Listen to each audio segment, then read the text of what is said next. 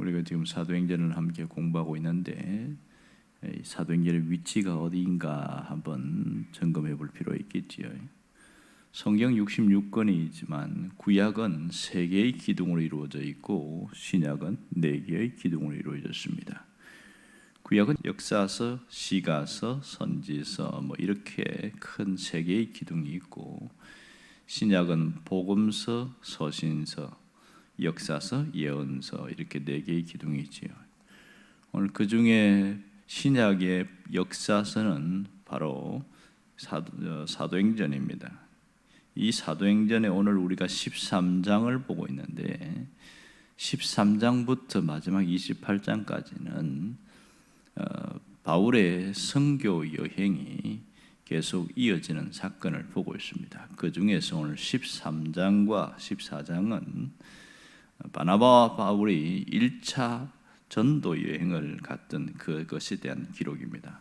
시기로는 AD 47년에서 49년까지 약 2년간 이방인을 중심으로 해서 선교 여행을 떠나게 되어지는 그런 부분입니다. 여기서 주목할 사실은 예루살렘 교회에서 안디옥 교회로 모든 것이 센터가 옮겨진다는 것, 관심사가 옮겨진다는 것이 있습니다. 안디옥 교회는 많은 일꾼들, 다양한 사람들의 일꾼들이 있었습니다.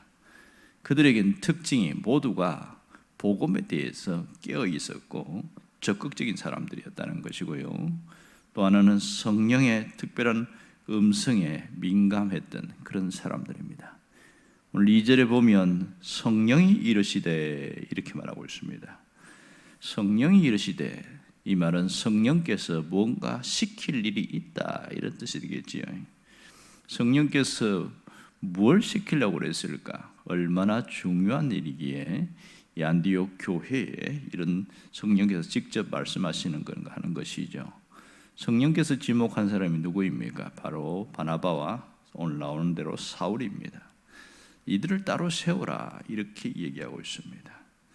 오늘 성령께서 안디옥 교회에 이렇게 말씀하시는 이유가 무엇일까요? 그것은 성령께서 오늘 내가 불러 시킨 일이 있다 이렇게 얘기합니다. 안디옥 교회에 직접 성령께서 임하신 것은 불러 시키는 그 일이 대단히 중요하고 시급하기 때문에 그렇다는 것이죠. 이 일은 이방인들에게 복음을 전가하는 일이었습니다. 사실은 사도들이 있었지만 그들은 이방인들에게 복음 전가하는 일은 상당히 소극적이었습니다. 그래서 하나님은 안디옥 교회를 통하여 이방 선교를 위한 모든 것을 준비하셨고 그 일을 명령하는 오늘 시작점에 있는 것을 보게 되어집니다.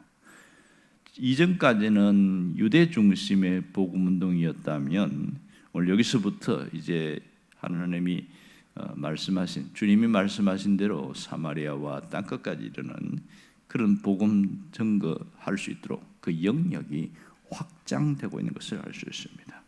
그래서 이를 위해서 성령께서 안디옥 교회를 사용하셨고 안디옥 교회를 중심으로 모든 일이 이루어지는데 놀라운 것은 이들이 금식하며 기도했다는 점입니다.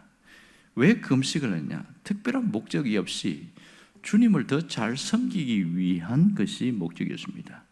여기서 지난 시간에 살핀 대로 섬긴다는 것은 예배한다는 겁니다. 예배를 드리면서 금식했고 또 성령의 음성에 민감하기 위해서 금식했다는 걸 알 수 있습니다. 오늘 이들의 놀라운 특징은 특별히 성령의 인도를 따르기 위해서 훈련이 되어졌습니다. 무슨 훈련이었죠? 그것은 기도 훈련이었습니다. 철저하게 기도했고 또 하나는 순종의 훈련이 되었습니다. 하나님의 뜻을 따르는 순종의 훈련이 아주 잘 되어 있었습니다. 그래서 이 교회의 지도자인 바나바와 또 사울을 지목하였다는 점이 특별합니다.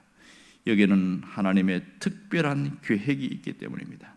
하나님의 특별한 계획이 뭐예요? 이방 선교죠. 이방인들에게 복음을 전하는 일입니다. 그 중에서 바나바를 지목한 것은 굉장히 놀랍지요. 바나바가 어떻게 소개되어 있습니까? 사도행전 4장에 보면 바나바는 위로의 사람이다, 위로의 아들이다, 이렇게 이야기합니다. 그러니까 이 바나바는 다른 사람들을 굉장히 편안하게 이끌고 자신의 전부를 희생할 줄 아는 그런 신앙인이었다, 이런 뜻이고요. 또 사울을 한번 보세요. 사도행전 9장에 보면 이를 택할 때 이방인들을 위한 택한 나의 그릇이다, 이렇게 얘기를 했습니다. 정말 이방인 선교를 위해서 특별히 지목했다는 것을 알 수 있습니다. 결국은 성령께서 복음의 현장에 직접 주도적으로 일하신 것을 볼 수 있습니다. 이렇게 했을 때에 안디옥 교회는 성령의 지시하심을 받아서 파송을 하게 되어집니다. 3절에 보면 그들을 안수하여 파송해서 보내는 그런 장면이 나옵니다. 이 안수를 했다는 것은 최초의 선교사로 임직한 것이죠. 이들은 선교사로서 공적 사역을 감당한 것을 보게 되었습니다. 우리 주변에도 보면 선교사들이 상당히 많습니다. 제 주위에도 보면 여러 명의 선교사가 있지요. 우리 교회가 돕는 선교사도 보면 있습니다.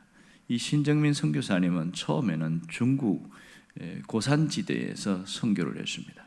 그러다가 중국의 굉장한 핍박과 박해 때문에 거기 있을 수 없어서 나왔지요. 다 내쫓았으니까. 그래서 네팔에 가서 또 선교를 합니다.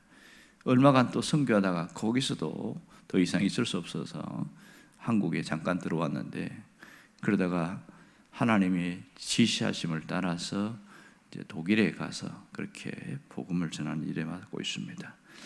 하나님이 왜 여기를 보내셨는가, 그런 많은 의문점을 갖고 있었지만 오랜 기도 가운데 하나님이 이끄심이라는 걸 알고 있고, 우리가 그 일에 참 직접 갈 수는 없지만 이런 선교사를 돕는 일은 굉장히 중요합니다.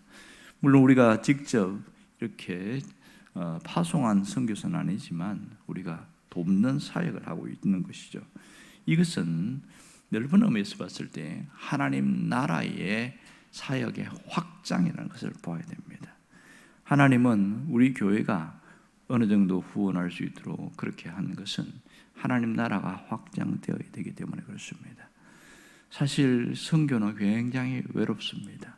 아는 사람도 별로 없고, 또 하나의 가장 문제는 영적인 문제에서 공급받을 때가 많지 않습니다. 그리고 세 번째는 건강의 문제가 있습니다. 이런 악조건 속에서도 부름받아 나서님은 어디든지 가오리라, 그렇게 해서 주님 위해서 가고 있거든요. 그러면 우리 교회가 또 동력자가 되어야 되지 않을까, 이런 생각합니다. 동력은 두 가지겠지요. 하나는 기도의 동력입니다. 철저하게 기도하면서 동력하는 게 중요하고, 또 하나는 물질적인 후원이 필요하다는 것을 생각합니다. 정말 하나님은 이런 선교사를 돕거나 또 직접 보내거나 그런 교회에 주목한다는 것을 이 사도행전을 통해서 잘 알 수 있습니다. 그러면 오늘 우리는 어떻게 살아야 하는가, 이 점이 중요하지요. 늘 우리는 성령의 인도하심, 성령의 지시하심에 민감할 필요가 있습니다. 우리가 성령의 인도하심을 따라갈 때에 하나님은 우리를 통하여 하나님 나라를 세워나간다는 것을 알아야 합니다. 이것이 거룩한 일입니다. 어떤 분이 이런 얘기를 하더라고요.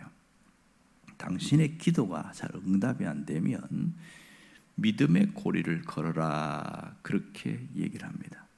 믿음의 고리를 걸으라는 것은 거룩한 일을 위해서 하나님의 뜻을 이루는 일에 내가 이 일에 하나님 뭔가 헌신하고 순종하려고 합니다.